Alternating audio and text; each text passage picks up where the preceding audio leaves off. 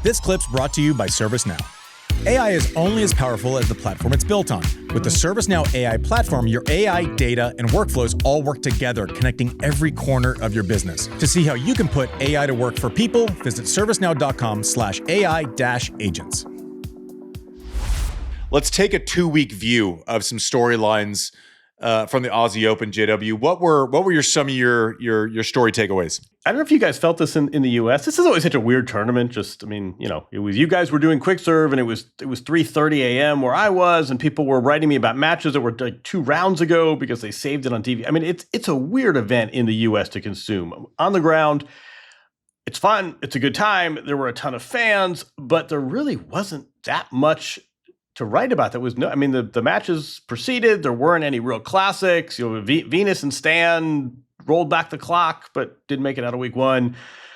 And then all of a sudden, the last 72 hours, it was boom. And this thing really came alive. It was dud is probably too harsh by an order of magnitude, but it was not a particularly memorable tournament for 12. The running joke was the 1-point slam had the most gripping theatrics of the tournament. And then all of a sudden, this tournament absolutely blazed to life. And that's what always happens, right? I mean, never mind a year from now or 5 years from now. I mean, 90 days from now, we're not going to remember some dud sessions in the round of 16. What are we going to remember? We're going to remember King Carlos. We're going to remember Novak refusing to surrender to time. We're going to remember Raducanu's back and the Zverev and Sinner semifinal. It ended on a really strong note, and it was really at odds with the first 12 days. So good event overall. Onward we go. We'll see what happens with Craig Tiley. There were a lot of sort of sub-themes bubbling under the surface, but in the end, I'm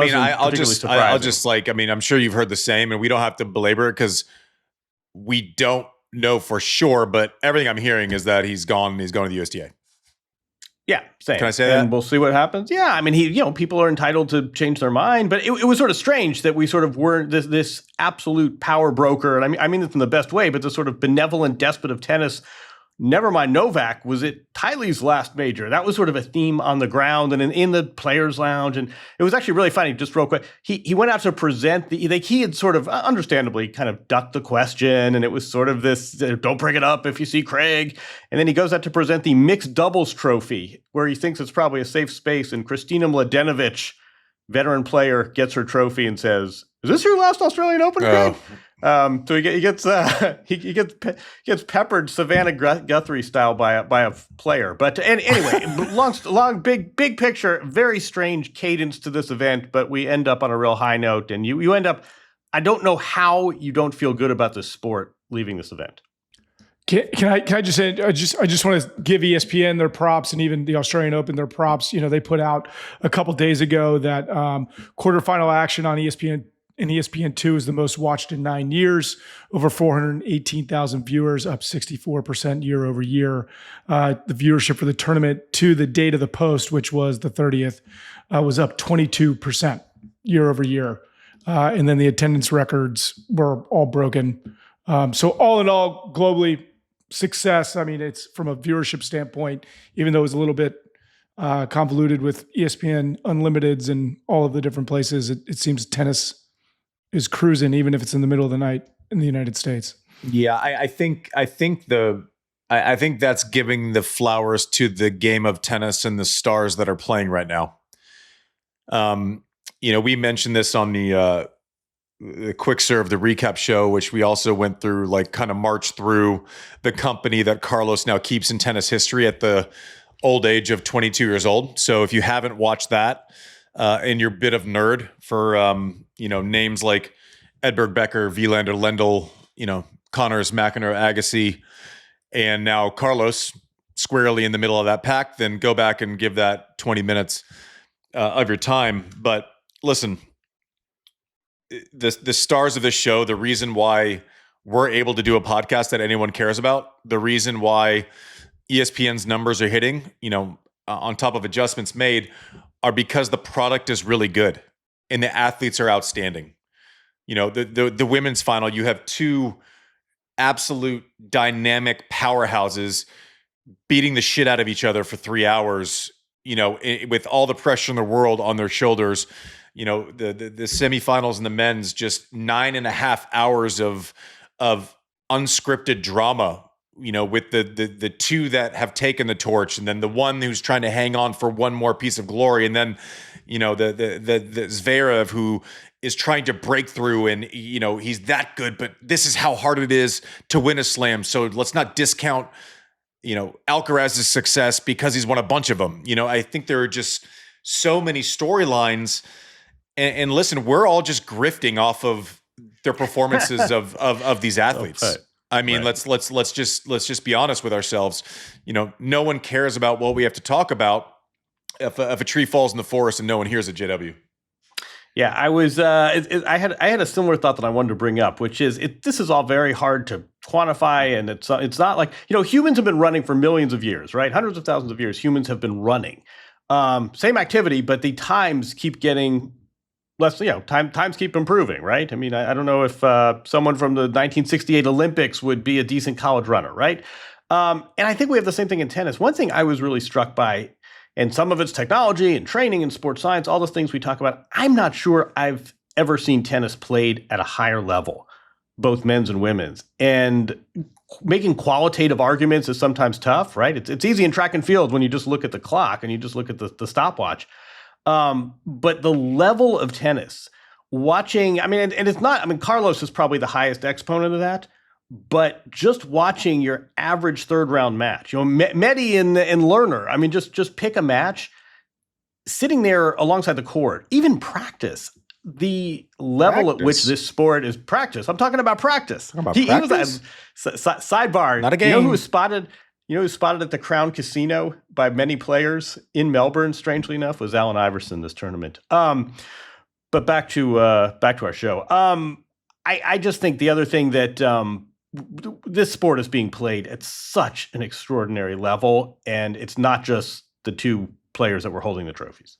And when someone says that, because James Blake made a point, and I said this in a quick serve last week, and he said it to me. James is, pretty simply matter of fact in the best possible way, and it's not without thought. It's very thought out, right?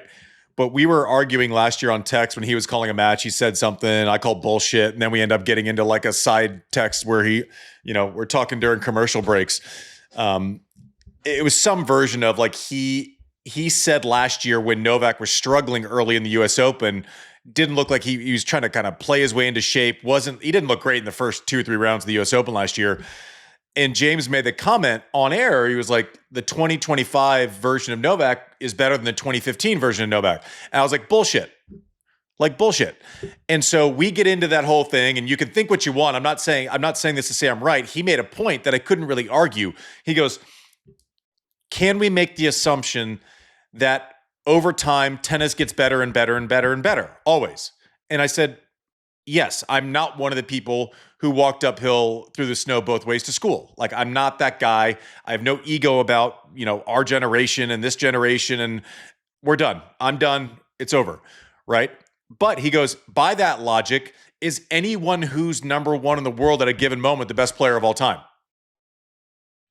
And I was like, I don't think I'm all the way there, but I think the point is a good one, right? And also, people get so upset in this generational conversation. Carlos and what he does, the way he does it, and why it's so special is because he's watched Federer. It's because he's watched Nadal. It's because he's watched Novak. And then all of a sudden, there's this melting pot of Carlos, and the output is what we've seen.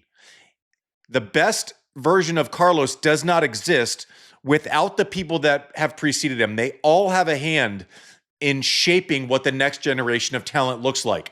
It does not reach the levels that JW was just mentioning without the people that have maxed out before them.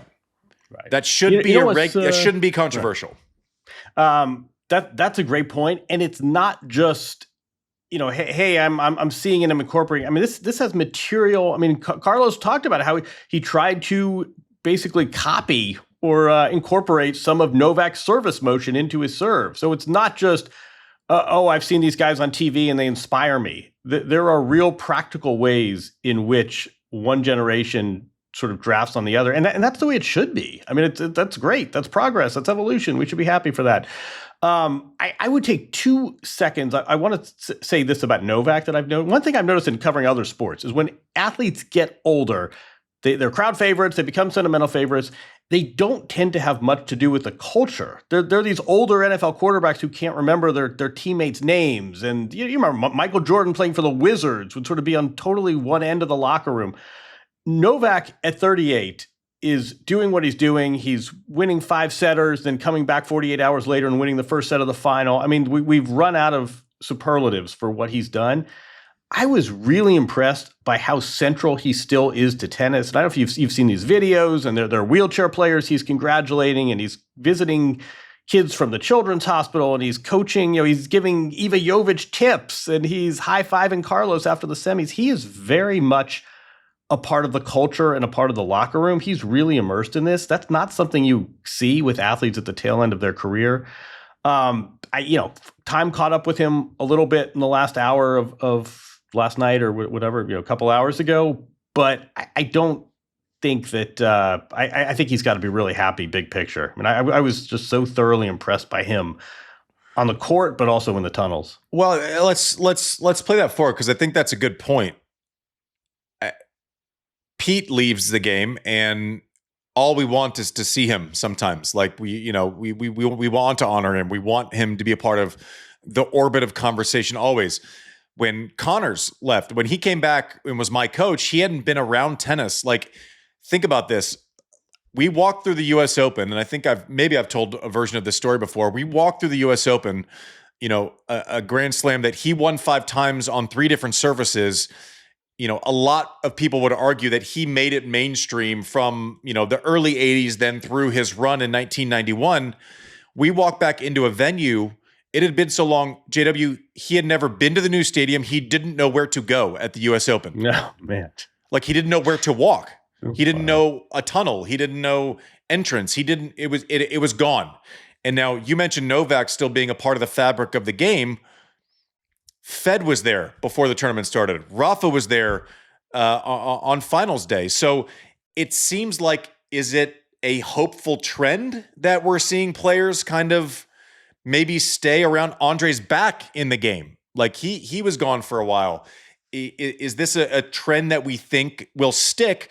Are the next generation of champions going to follow this generation again and kind of not stray too far from home? It's a really nice community is the bottom line. And you saw, even if you saw what Novak said to Rafa impromptu, I thought was really poignant. I mean, not to be naive, and people are going to say, well, they had commercial obligations and a sponsor paid them. I mean, Who gives a shit? So what? Exactly. So what? Roger didn't stay for all 3 weeks. Roger didn't stay for all 15 days, whatever it is. That's fine.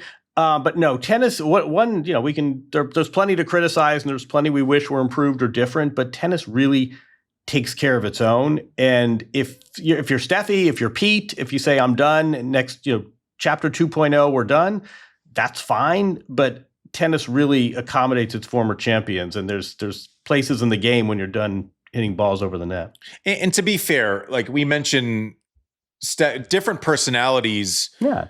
Are like Steffi is the warmest, nicest person. And by the way, as we're talking through these marches through history, and I made the mistake in the recap show, like any conversation that talks about historical context and winning Grand Slams and winning the Grand Slam and all that, Steffi needs to be top of mind all the time. I'm guilty of it. She's a GOAT. Like, she is. You look at her win percentages, you look at when she retired and what her Grand Slam count was. She retired 8 or 9 years before Serena did. Like, she is amazing. She is in that conversation firmly. And because we don't see her, and I think it's the same thing with Pete, we're not top of mind all the time. And that doesn't change their accomplishments. And it shouldn't treat the way that we remember them, right? And I mean, she's just so fantastic. But yeah, I mean, some people, like, she's also the most humble champion of all time. You can't even talk to her about her without her wanting to stop the conversation, right? So if you're her, the last thing you want to do is go to a venue, an event, or an audience that all they want to do is celebrate you. That's just not who she is. And in the nicest, most humble way possible, that's just not what it is. Luckily with Andre coming back, we get to see her more often, as they are partners.